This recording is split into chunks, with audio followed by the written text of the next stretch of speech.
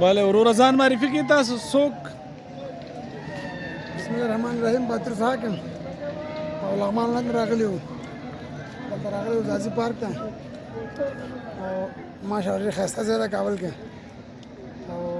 د ځاځي د کور ودانه چې دومره ښایسته پارک یې جوړ کړی او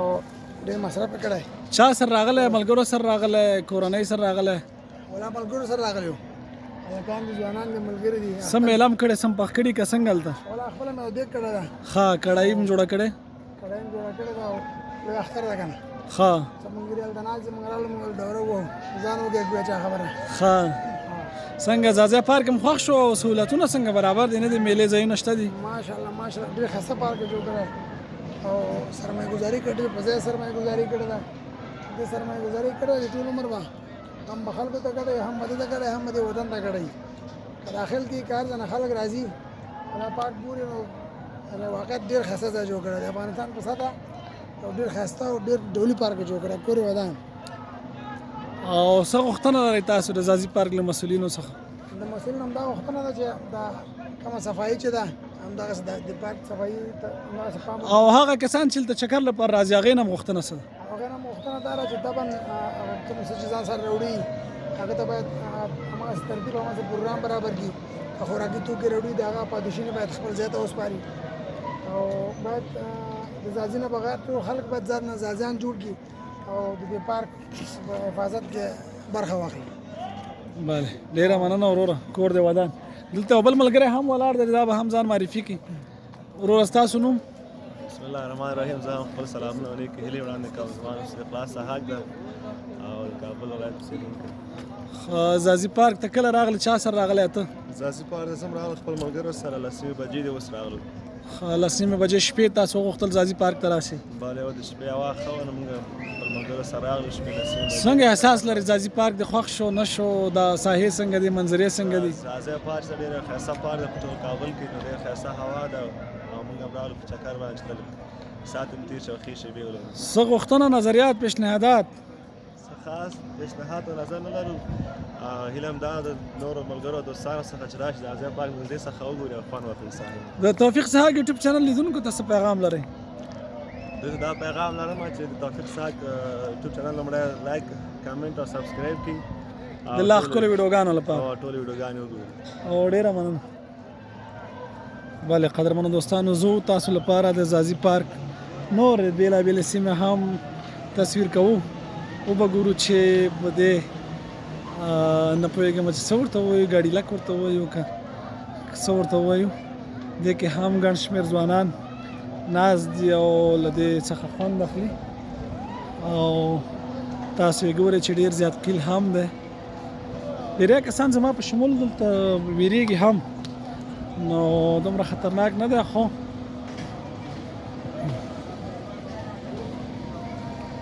دا نو ځاځی پارک دی په شپه کې ګڼ شمېر کسان دلته راځي چکر وهي سیاحت کوي او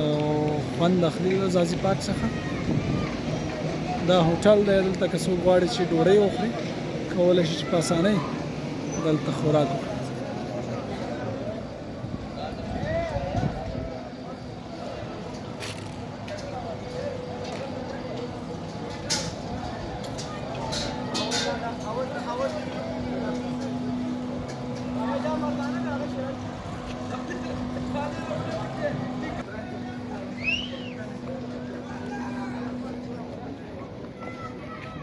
دا د ځاځي پارک بله برخه ده چې دلته هم ګڼ شمېر کسان راځي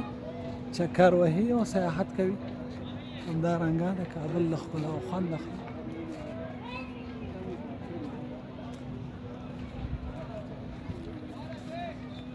دا بله کښتۍ ده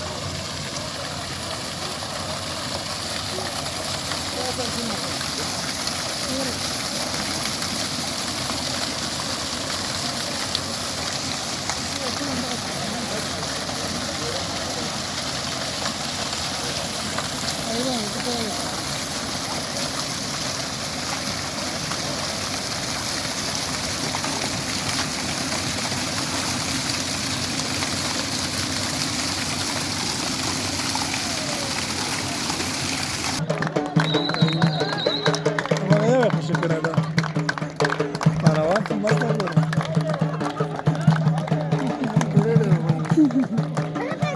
اول مې څه چې تا یاره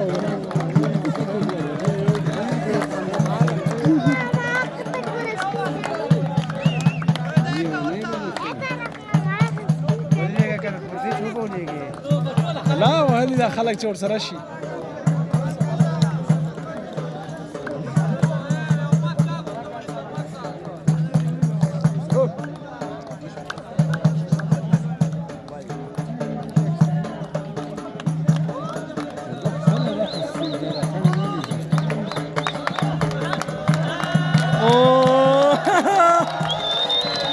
Otur dia lah.